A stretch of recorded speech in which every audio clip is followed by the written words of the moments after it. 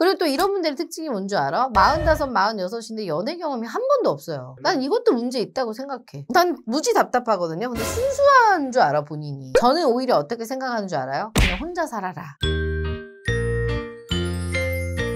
피디님들, 난 피디님들한테 묻고 싶은 게 있어. 내 자신에 대한 객관화가 얼마나 잘 돼 있나요? 저는 키가 작아서 인정합니다. 우리 피디님은요? 잘생겼다고 생각할 것 같은데? 네. 자, 우리 여자 피디님 잘생겼어? 훈훈한 것 같아요. 훈훈해요. 성격은요? 성격 친근해요.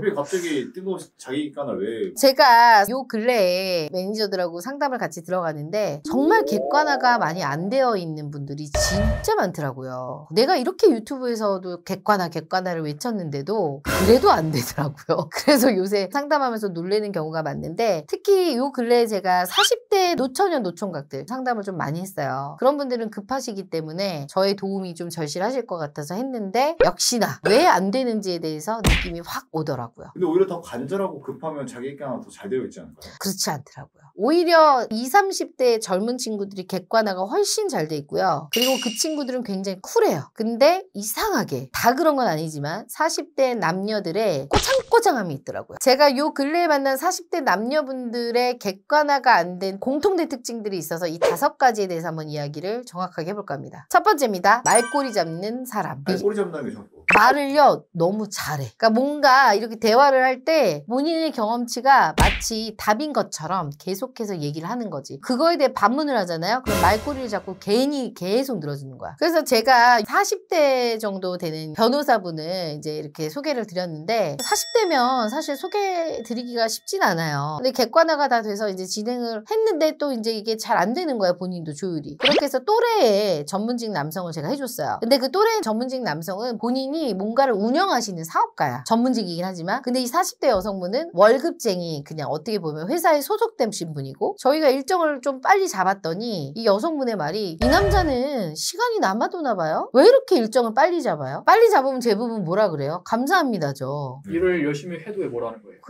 그러니까 이제 여기서 이제 우리 매니저들이 이제 멘붕이 오는 거지. 그래서 저희 매니저가 이렇게 설명을 했대요. 이분은 한 회사에 한 50명 이상을 거느리는 대표시고 그렇다 보니까 어때요? 대표니까 시간이 좀 더 있어. 본인은 회사에 소속이 되셔서 시간을 내실 수 없는 분 아니냐. 그러니까 이분을 좀 빨리 잡아드린 거다. 그러니까 약속을 빨리 잡아줘도 그게 말꼬리를 잡아드는 거야. 말만 들어도 질리네요. 그러니까 일명 노처녀 히스테리 같은 게 있는 것 같아. 그리고 이제 저희가 집도 이제 남자분이 좀 인증이 다 돼가지고 정말 좋은 집에 사셔서 저희가 이제 등기부등본 다 확인을 했어. 근데 그런 동네에는요 그런 집이 없습니다. 본인이 알아봤대요? 본인이 모르면 없는 거야. 진짜 매니저님들 너무 당황한 거지. 항상 자기 말만 맞고 남의 말을 안 듣는 거예요. 그러니까 저희가 이렇게 상담을 할 때는 너무 좋은 분인데 진행을 하다 보면 이렇게 성격이 나오는 거야. 그리고 또 이런 분의 특징이 뭔 줄 알아? 자기가 보고 자기가 이제 느낀 것만 믿는 분인데 꼭 주변 사람들 핑계를 대. 제 친구가 이런 남자 만나지 말래요. 아니 방금 대표님이 분명히 자기가 보고 듣는 것만 믿는댔잖아요. 근데 왜 친구만은 믿나요? 그러니까 친구들이 소개를 못 해주고 친구들의 소개도 안 되니까 저희를 찾아오신 건데 친구들이 뭐 결혼하지 말라 그러면 안 할 거야? 친구들이 죽으라면 죽을 거야? 그리고 나이 40이 넘어서 무슨 친구들 얘기를 해요? 그 친구들도 알고 보면 결혼도 못했어. 너무 답답하더라고요 이런 분들은. 두 번째입니다. 가족의 능력을 내 능력이라고 착각하는 남자입니다. 예를 들면 내 부모나 내 형이 어떤 큰 사업체를 하고 있어. 근데 그게 내 힘이 아니라 부모님과 형제의 힘으로 일어난 건데 나는 그 밑에서 일을 하고 있는 거죠. 근데 그게 마치 내 업적처럼 저희 쪽에 오셔서 엄청난 자랑을 하시는 분들이 있어요. 어떤 식으로요? 뭐 우리 엄마가 이번에 어디 투자했는데 어디에 건물 갖고 계시고요. 그러면 본인 소유로 뭐 해주신 게 있나요? 아니 아직은요. 해주실 거예요. 이런 식으로. 근데 그런 분들이 또 되게 깐깐하게 봐요 여자를. 콧대만 높아진 거야. 콧대만 높아진 거죠. 그리고 이건 거야. 내 능력은 진짜 3이야. 근데 내 능력을 30으로 부풀리고 다니는 거지. 근데 진짜 본인의 능력이 정말 있는 분들은 이렇게 행동을 안 하더라고. 더 숨기려고 그러고 더 겸손해요. 그래도 바지 빼더라도 본인 수입이 꽤 많을 수도 있잖아요. 또 그렇지도 않아요. 본인 수입이 많아버리면 상관이 없는데 그냥 가족 거야. 가족 거고 예를 들어 자기가 타고 있는 차 엄마가 사준 거. 본인이 입고 있는 거 엄마가 사준 거. 본인이 살고 있는 집도 엄마 집. 그러니까 이런 분들은 엄마나 가족의 그 동의 없이는 결혼도 안 해요. 정확히 안 하는 게 아니라 못 하는 거죠. 그러니까 본인이 스스로 일어설 힘이 없는 없는 거죠. 근데 저는 솔직히 이렇게 말해서 이런 분들은요, 그냥 차라리 결혼을 안 하는 게 낫다고 생각도 해. 왜냐면 결혼해서 와이프 될 사람은 문제예요. 가서 뭐 가족들 비유 맞추고 살아야 돼? 누구 여자의 인생을 이걸 망하게 하려고. 그냥 오히려 혼자 사는 게 난 나을 것 같아. 그래서 저도 얼마 전에 이렇게 뭐 상담을 하는데 자꾸 그런 분이 왔길래 그냥 제발 혼자 사시라고 보냈어요? 보냈어요. 그냥 내가 만약에 여동생이 있다면 난 너 소개 안 해준다. 그걸 면접에서 얘기를 해줘요? 그럼요. 면접에서 얘기를 해줘야 하니까. 세 번째입니다. 항상 남의 탓을 하시는 분입니다. 이런 분들이 있어요. 제가 저번에 여자친구를 만났는데 뭐 여자친구가 성격도 더럽고요. 정말 너무 질리는 스타일이라 헤어졌어요. 뭐 이렇게 약간 탓을 하시는 거. 그래, 그럴 수 있어. 그래서 헤어질 수 있는데 얘기를 하다 보면 무조건 자기 탓이 아니라 다 남이 잘못했다고 하더라고요. 그러니까 대부분 제가 뭐 부족해서 헤어졌죠. 이렇게 얘기를 해야 되는데 무조건 뭐 상대방의 탓을 돌리시는 분들이 있어요. 우리도 이렇게 들어보면 상대방의 탓이어도 내 탓으로 돌리잖아. 대부분 나이가 들면 들수록. 근데 그게 아니라 나이하고 걸맞지 않게 48 정도 되시는 남자분이었는데 자기가 마치 여자한테 피해를 입은 것처럼 얘기를 하더라고요. 그리고 여러분들 다 아시다시피 모든 사건에서 100대 0이 어딨어요. 내 잘못도 있는 거잖아. 근데 그게 없고 다 상대방이 잘못한 거야. 그래서 이런 경우는 또 이제 본인 잘못도 남한테 뒤집어 씌우는 경우가 있죠. 그래서 제가 대화를 이렇게 해보니 너무 좀 아닌 것 같아서 그분도 제가 얘기를 했죠. 왜냐면 우리가 회사에서 잘해줘도 잘 안 되면 우리 회사 탓을 할 것 같은 거야. 그래서 그냥 다른 데 가보시라고 했어요.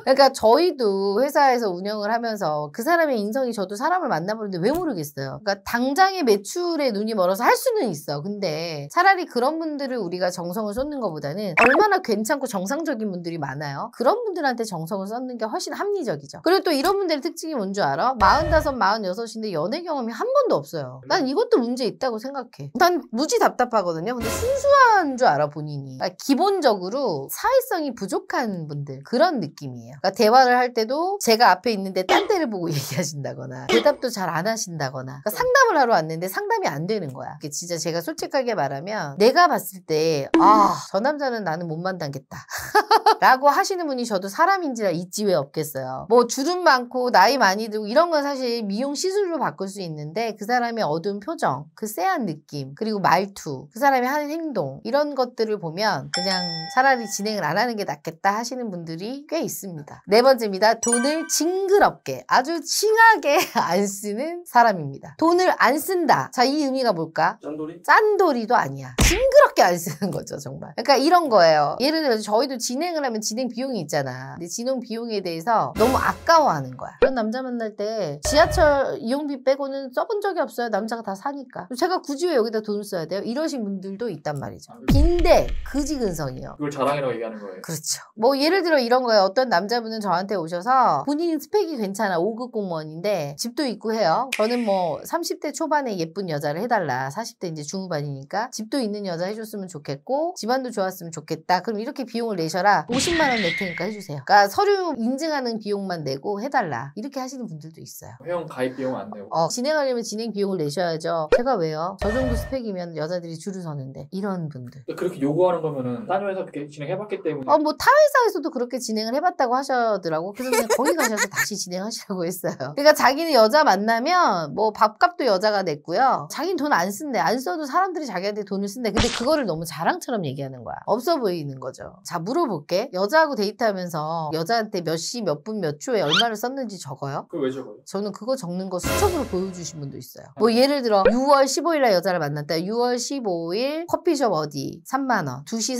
40분 어디 밥집 얼마. 원래 가계부 쓰는 분이 아닌데? 아닌데 더 소름 돋는 거 뭔지 알아? 여자가 나한테 얼마 썼는지 옆에다 적어놨어. 오늘 내가 쓴 돈은 뭐 55,000원, 여자가 나한테 쓴 돈은 10,000원. 이런 식으로. 여자 PD님, 내가 이런 남자야. 어떨 것 같아? 지겨울 것 같아. 남자가 돈을 많이 내는 게 당연한 건 아니야. 근데 너무 이렇게 심하게 돈에 대해서 집착을 하고 이렇게 각박하게 굴면 여자 입장에선 정내미가 떨어지죠. 5번째입니다. 본인의 얼굴은 안 되면서 상대방의 외모만 강요하는 사람. 제가 제일 답답한 경우가 이런 거야. 여자분인데 나이가 한 43 정도 됐어요. 모태솔로인데 진짜 그냥 평범해. 근데 키 183 이상해. 변우석. 그런 스타일을 해달래. 그럼 내가 물어봤어. 변우석 같은 남자를 해주면 그 남자의 마음을 살 그 자신이 있냐? 그리고 그것도 자신은 없대. 해봐야 안 돼. 근데 이런 분들의 공통적 특징이 연애를 한 번도 안 해보신 분들이에요. 그래서 저는 사실 40이 넘고 모쏠녀들이 오면 좀 불안해요. 항상 이런 얘기들을 많이 하시니까. 그래서 제가 그냥 다음에는 상담 들어갈 때 거울을 이렇게 하고 보세요. 보여드리고 싶어.